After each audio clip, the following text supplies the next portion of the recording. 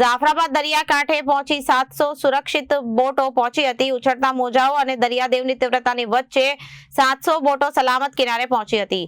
બંધ પડેલી 4 બોટોને અન્ય બોટો સાથે બાંધીને રેસ્ક્યુ કરી કિનારે પહોંચાડવામાં આવી હતી। ગઈકાલે શિયાળ બેટની એન્જિન બંધ પડેલી બોટો દરોડા વડે બાંધી કિનારે પહોંચાડવામાં આવી હતી। લાપતા 11 માછીમારોને શોધવા કોસ્ટગાર્ડ ટેવી દરિયામાં શોધખોળ કરી રહ્યો છે। જાફરાબાદના દરિયા કિનારે 700 બોટો પહોંચી હતી। ઉછળતા મોજાઓ અને દરિયાદેવની તીવ્રતા વચ્ચે 700 બોટો સલામત દરિયા કિનારા પર પહોંચી હતી। બંધ પડેલી 4 બોટોને અન્ય બોટો સાથે બાંધીને તેને રેસ્ક્યુ કરવામાં આવ્યો હતો।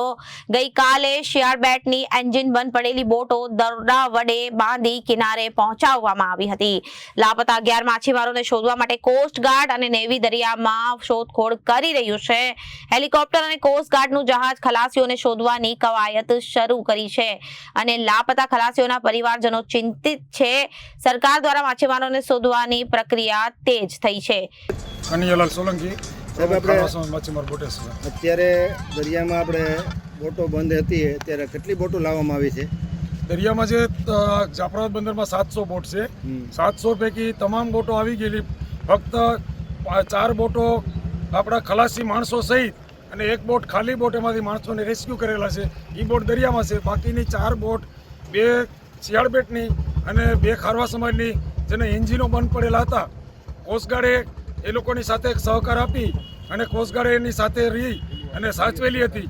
અત્યારે સવારે જાફરાબાદથી ખારવા સમાજની 6 બોટ એને રેસ્ક્યુ કરવા માટે જઈ અને બંદરથી 23-24 નોટિકલ માઇલ સુધી પહોંચી પવનને મોજાને હોવા છતાં પણ જાનની જોખમે જઈ અને આ બોટોને રેસ્ક્યુ કરી બાંધી અને ત્યાં લઈને આવ્યા છે। અને બંને બોટોની અંદર 8 ખલાસી છે। આ તમામ સલામત છે અને બાકીની 2 બોટો પણ જે બંધ હતી એની અંદર 9 એકમાં 9 ને એકમાં 10 ખલાસી હતા। આ પણ સલામત છે। હવે હાલમાં જાફરાબાદ બંદરની એક પણ માણસોવાળી બોટ એક પણ નથી રહેલી। એક ખાલી બોટ દરિયાની અંદર છે। ફક્ત અમને નુકસાન એ છે કે જે 3 બોટો દરિયાની અંદર ડૂબી ગઈ છે એમાં 11 માણસો અત્યારે લાપતા છે। એનો કોઈ પત્તો મળેલો નથી।